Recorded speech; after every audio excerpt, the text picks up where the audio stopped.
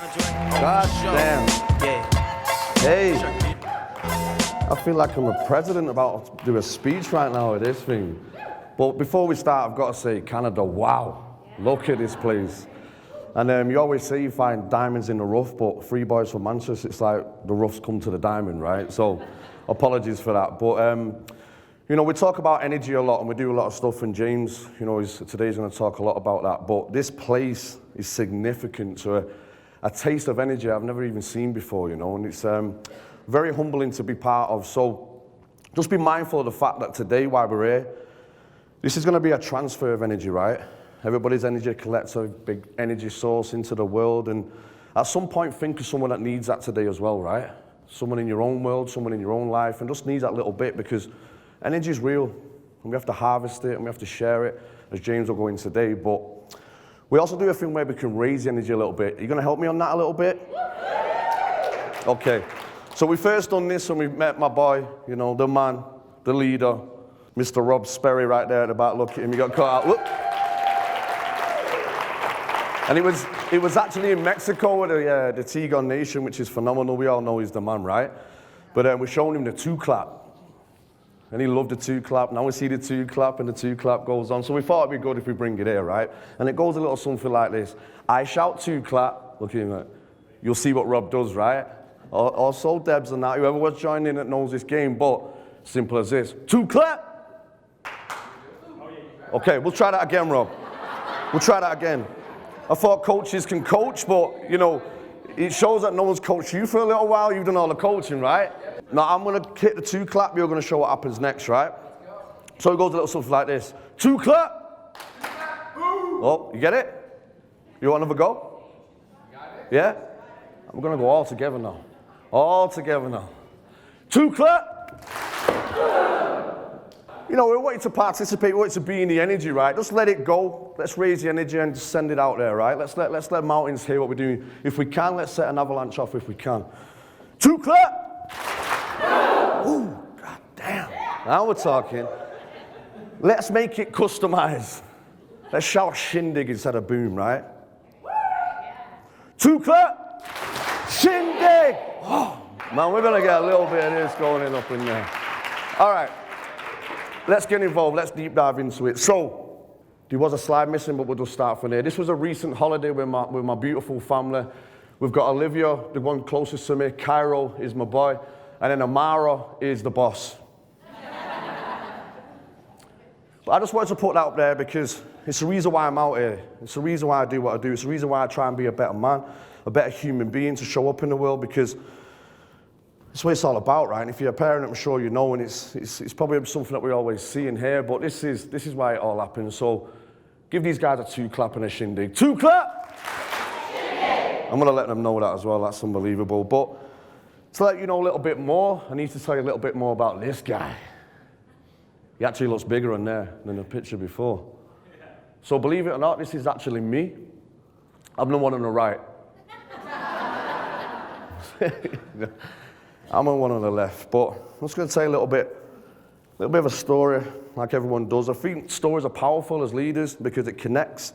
It also makes you trust, and then you can relate, then we can deliver. So, I mean, I've had a crazy checkered background, and as a young man in Manchester in the UK, being dyslexic was frowned upon, right? Any dyslexic people in the house? 2, 3? Well, it's better than it used to be for me. But what happened was that the cause and effects, I really struggled in school, right? Couldn't really read, couldn't really write, and you're going to clash as a young man. And at the age of 14, it was like, boom, go. But from a young age, I was always willing to take risks. I was ambitious, you know, I was a guy that would just try and make something happen, and I just struggled with the system. I struggled with how I played in that system, so I tried to find my own way. And at Manchester at the time, when I was growing up, it was rife with gang activity, right? Don't really happen in Canada though, right? Hey, gangs around here? No. But for a young man who was ambitious and could take risks and wanted to be connected to something, you know, the streets swallowed me up, and I become a product of that environment for a long time from a young age. And, you know, I lived that fast life, and that fast life come at a huge consequence. And I show you this picture because round about this time, you know, it shows a clear vision of not just my world and how I looked, but my whole world collectively was just looking like this. It was a mess, you know, very acidic. And it's really where I started to understand mindset and overcoming tragedy, because there was a particular year, 24 years old, 25, and over them 2 years, a lot of crazy stuff was happening, and I lost 2 friends to gang violence. In fact, one of my friends was shot dead, and at the funeral, they shot another one, and he died too. But it was by other friends, right? But it's where I started to question, like, what is going on? Like, this is just crazy. Not only that, other things was happening, you know, crack epidemic, heroin, families were just being destroyed, it was corruption, it was just one big crazy mess. But for men, you know, you have to harness emotion, you can't really show it. But things started to leak out because the girl that I was with, who's now my wife now, she lost a sister to cancer. And, you know, things started to hurt a little bit more. And as a man, what you tend to do is that you start filling that cup, and at some point it's going to overflow, right, and explode. And it kind of exploded because Lisa, my wife, she fell pregnant, and there was some serious complications with the baby, and I was left with a decision, you know, either the baby goes or, you know, the risk is that both go. Both have a possibility of dying. So we had to make a decision. She had to give birth to the baby, and we buried the baby. And then at that point, this is where my life just started going crazy, right? I was trying to find strategies to make me feel better, so I was sedating heavily and all types of stuff. Drugs, alcohol, you name it, anything just to make me feel better. But at that point, you know, become a prisoner of my own thoughts. Stuff got very dark, and I started to retract, started to suppress, and I just found myself, you know, locked in this cell in my mind, in this room. And I couldn't figure out why everything had just 10x, the pain. I'm looking over things, I'm remembering stuff, you know, doctors telling me I've got PTSD, bipolar, they're serving me with all crazy type of, you know, pharmaceutical drugs, and nothing was helping. But then this happened. Sometimes you have to have breakdowns to have breakthroughs. What actually happened was, in this room by myself, I realized for a long time I was playing victim.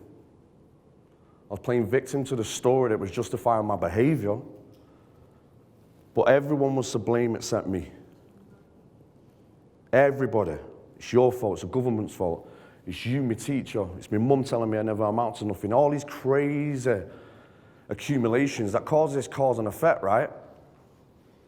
But it was at that point I realized that I was the problem. But the breakthrough was, if I'm the problem, then I'm the solution, right? Okay, now we've got a game plan. This wasn't about making a business. This wasn't about, oh, I want to make some more money. That was cool, you know, I'm great at business and doing what it has to do. I'll play any game and win. This was about survival. This was knowing if I didn't make some course correction that, you know, I'm ending up dead or in jail just like everybody else, right? And I stand there with one of my brothers there, Craig, and, you know, we laugh and we say, we're last of the Mohicans. There's nobody left when we're from. There's a few, but there's no one left who played in them circles. So what was crazy, I didn't know how I was going to get out or what I was going to do, but lucky enough, I got a chance to work in a gym. Now, everybody gets opportunity, but not everybody takes a chance, right? You see that in the game of network marketing. You deliver, but you just don't take the chance. But fortunate for me, I took that chance. And at, you know, 105 kilo, who can relate to having breakdowns to breakthrough? In fact, I'll ask you this question. Who can relate to that story? Cool. Let me ask you this. Who's felt fear? Who's felt overwhelmed? Who's felt procrastination? Who's felt doubt, guilt, shame? Who's had some form of sabotaging behavior? We're all equal, right? I'm not interested in what caused it. I'm interested in what we do with it, right? So I feel like, you know, what moves faster than light, I think it's dark. But the process of life, that these emotions and these cause and effects are there for a reason. So I wouldn't change anything to where I am now. But at the same time, think when you've had a breakthrough, or maybe some people in this room are in that breakdown bit, right? That's why you've come. Or maybe you're going to hear something today that breaks through. They're the true course correctors that, you know, gets you back on point. But I think that you can't course correct until you step forward. And people just don't make that step forward. So everybody has tragedy. Everybody's going to have some form of pain in life.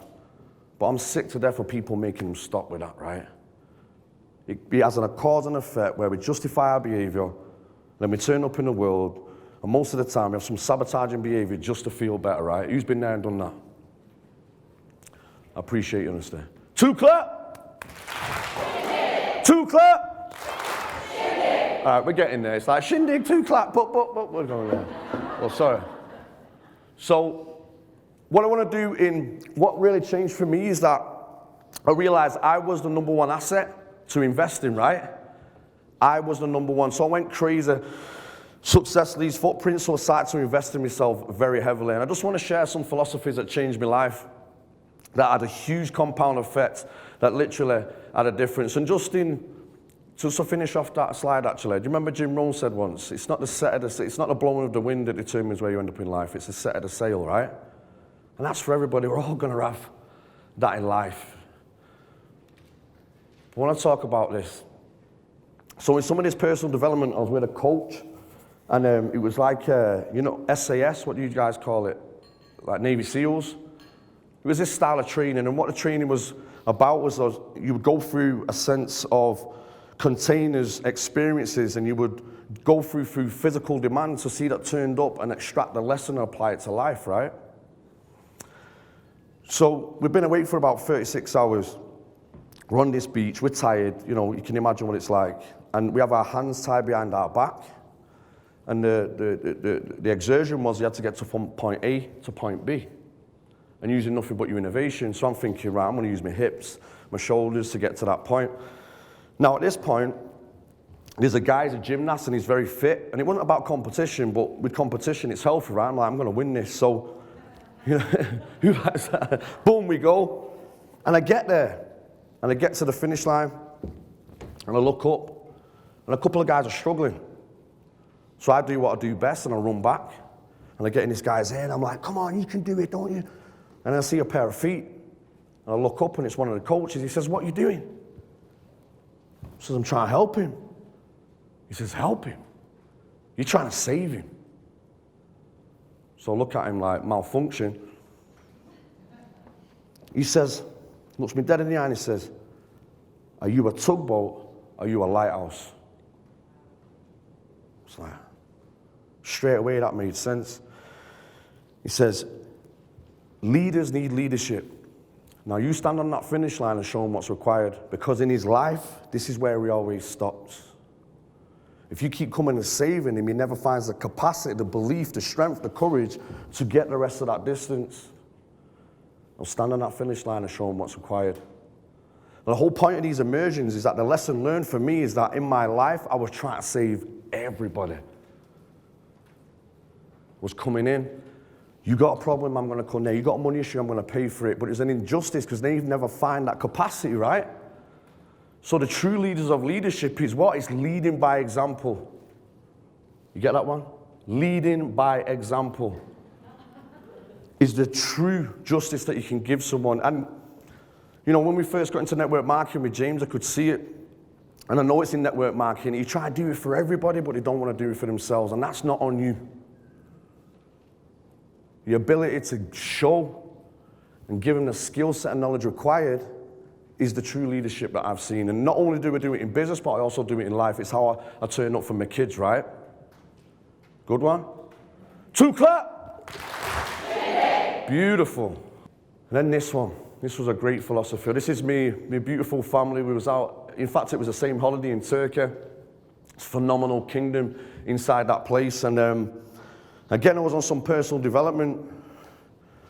Again, we was tired. We've been broken down. It was all through physical exertion. See how you turn up mentally. And they come across the room and they're asking individuals questions. And he comes up to me, this guy, and he looks me straight in the face and he goes, who comes first in life? And if you're a parent, I said, my kids. I said, I want to ask you again. He said, who comes first in life? I'm like, my kids. To the point, this is like a 5-minute argument. We're face to face, like shouting at each other. And he looks me square in the eye and he says, Ben, if the king does not eat first, the kingdom will fall. You come first in life. And when you reverse what that means, it's the priority to self-care. If I love myself, I can love more. If I respect myself, I can respect more. People talk about connection in network marketing, right? How can you have connection if you have no connection with yourself? So the ability to understand if the king and queen don't eat first, the kingdom will fall. If you're happy, this makes a happy relationship. If you love, you can love this relationship. You see how this all plans up? Bless you. 2 clap. Just for you. So reverse engineering this now. Be the lighthouse, not a tugboat. The king and queen eats first, or the kingdom will fall. Leads us to this. So in this game of where I was in, so-called an illegal world, my vision was if I get legal, everything will be better. Let me play this game. So for 10 years, I've become very successful in the fitness industry. I've become very successful in real estate, and funny enough, ended up in Texas with some oil companies. I was just a go-getter guy. I was just business, let's go. We'll make it happen. But again, at the top of this empire of being very successful, in shape, having a beautiful family, having everything a man could ever dream of, is where I started to drift again, right? Started to just go down a slide, started to slip down a slide, started to get into old patterns of behavior, because what was happening is that I was burning out. And 2 things in life that would destroy anybody is burnout and boredom. And we can very easily do this. You don't just have to be in business. My mum works in an Asda, like a Walmart. She's worked there for 35 years and works her socks off. And she's just burnt out, right? She works for the system, the state, she's got no ambition, she just ended up bored. And a correlation of the 2, that's where people are sedating and all types of sabotaging behaviors. And we see it in the UK everywhere. But again, the success of business, any expansion and the growth can come at some cost or consequence, right? So imagine being at the top of an empire, having hundreds of people look up to you and listen to what you're saying, but you go home and do the complete opposite, and I could not work it out. So then, obviously with this personal and professional development, over time I started to figure out that actually there was 4 bank accounts that I needed to invest in. The first one was physical, your physical health. The second one was your mental, as in terms of your mental health. The third one was relationships. And the 4th one was business. So let me break it down. When I first got taught this model, he said, Ben, you're a 2-dimensional man. And I was sat next to a guy that said he was almost a billionaire. I actually made a joke and said, what do you need, $20? I've never heard a guy that says I'm almost a billionaire. Now what I'd done, I invested all my time and energy into business and my physical state, right? But what became overdrawn was my mental state and my relationships. Because I was a guy who was making a lot of money, but I come home and I wasn't present because I was on my phone, I was doing business, I'm on emails. My kids are talking to me, I'm not listening. But I'm throwing money at it, like, what's your problem? We're going out, we're doing these good things. You've got everything that you ever want, like, what do you want from me? And then one day my wife turns around and said, I don't want anything but your time. I want you to be present with us. My mental account was being overdrawn because I was so reactive. I wasn't harvesting it, I wasn't feeding it, I wasn't doing anything to improve my mental health because I was sedating in business. That's where my success is. The more I get this, I'll be more happy, right? These are costs of owning empires. So just real quickly, if you've got a pen and paper, just write, a box and make 4 quadrants. And just write in one, physical health, the right one, mental health, your relationships, and then your business. And then just score yourself 1 to 10. So if it's your physical, if it's your physical account, 1 being great, you're in shape, you're eating quality food, you're hydrated and stuff like this. 10 being you're eating processed food, you never move the body. You can see where that spectrum ends. Your mental capacity, 1 being calm, you're present. You can be in the now. And 10 being that you're very reactive, your victim mentality, you've got this cause and effect going on that everybody else is a problem except you. Your relationships is just the connection with yourself and other people, right? If you've got that connection with your family, if you've got that connection with your friends, if you've got that connection with your business, if you've got that connection with yourself. And then your business being, you're the person that works 70, 80 hours a week, doesn't have time for anything but business. Then the opposite side is that you're in control of your business ain't in control of you. And just score yourself because only you can know that, right? But I feel it's very relevant to business that, I see a lot of men, definitely, not discriminating women, that they become one-dimensional. I meet a lot of guys that are very successful in business, but they FaceTime their kids on holiday. They come home to a mansion and they say hello and nobody says anything back. They're out of shape. But it's cool, bro, because I've got 2 million in the bank. Hell no, because it comes at the cost of everything that's priceless, right? So when I realized that, this is where the game started to change for me. So not all accounts need the same investment, and we call it the good money system. So how to invest in your bank accounts? I'm going to give some simple strategies. Obviously, the bigger you go, the more we need to invest because we're constantly taking out, right? It doesn't matter what you do, you're going to be constantly taking out. So how to invest in your bank accounts for us, we start with most people is just win the morning. Create the discipline, the self-control of just winning the morning. Now, there might be some very successful business guys in there, women, and maybe not, but it's irrelevant because this is how we show up in the world, right? Remember what I said before? If the king and queen don't eat first, the kingdom will fall. So me, James, Craig, anybody in our organization, you get up and you serve yourself first before you serve anybody else but yourself, right? 20 minutes. You're trading time for self-discipline, for investment into yourself. How do you think that will show up better in the world? I'm not running around crazy after the kids now on a school run. I'm calm and collected, I'm in control, I'm present, right? So looking into them accounts, winning the morning for us is a strategy, it's a plan. Because nothing works without accountability, so we need to be accountable to something, right? So my morning routine is this on the basic level. So the first thing I do when I get up is I open the curtains. I get daylight on me as soon as possible, right? This is simple but not easy, yeah? I open the curtains, I get daylight on me, the body starts to wake up. Then I drink water. How easy is that? Most important nutrient to us, and yet we discriminate it like it's not even important. Crazy, right? It internally starts to wake up the body, because remember, James will talk about later on about the energy perspective. How you turn up in the world corresponds to how your energy is, right? In tune, how confident you are. And then we move the body. Now, we're not talking about no Spartan workout here. We're just talking about getting the blood flow. So for me, I like to do some press-ups or some squats. I've got other guys that just walk up and down the stairs. Some people chase their kids around. Stomach to stimulate blood flow. But connect with that. So you can see, if we was using that as money, what accounts are we investing in right there? The physical account, right? Boom. Some investment into there. I can take it out through the day. The mental account, obviously there's meditation on some type of stuff. From a basic level, we played a game of gratitude. I gave a coach £20,000 one time, which is, about 25,000 Canadian. And what he taught me was meditation and gratitude. I thought I'd been ripped off, right? I was like, what? God damn. The power of gratitude is very real. In fact, we'll see it in motion. Ariana, just come up for here, please. Give Ariana a little bit of a clap. She's coming back up again. So from my heart, I want to say I'm very grateful for meeting you in Mexico. Having a great time, even though James fell asleep on me, it was great. But I also want to tell you this. I'm very grateful for all the good, the bad, and the ugly that has happened to you. Because it shaped you who you are today. And without that, SHIN DIG isn't here, and we ain't here today. From my heart, I'm very grateful for that. So, guess what happens now to all the introverts?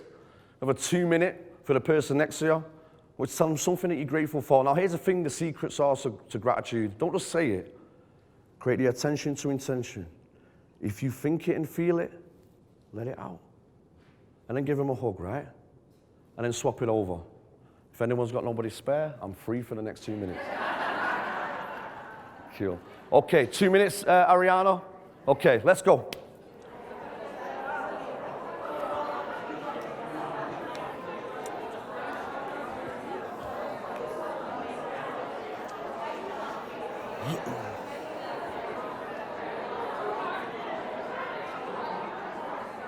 Cool.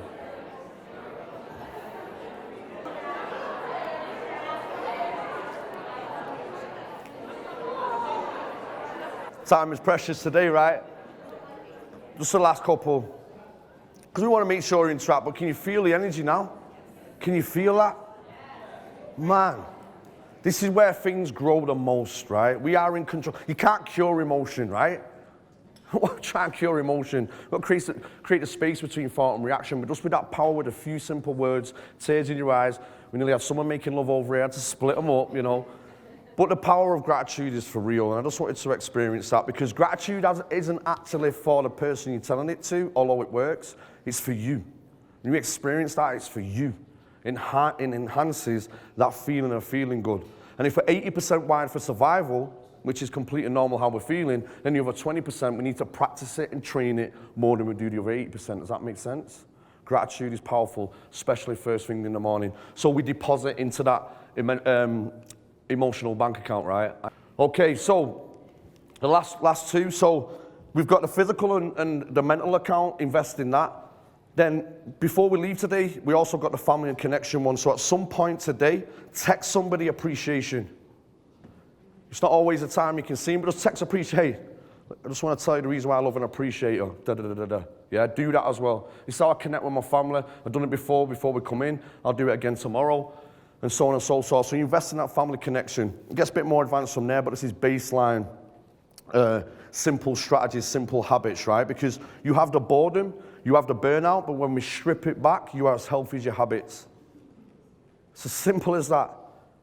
As healthy as your habits, right? Show me your habits and I'll show you your future.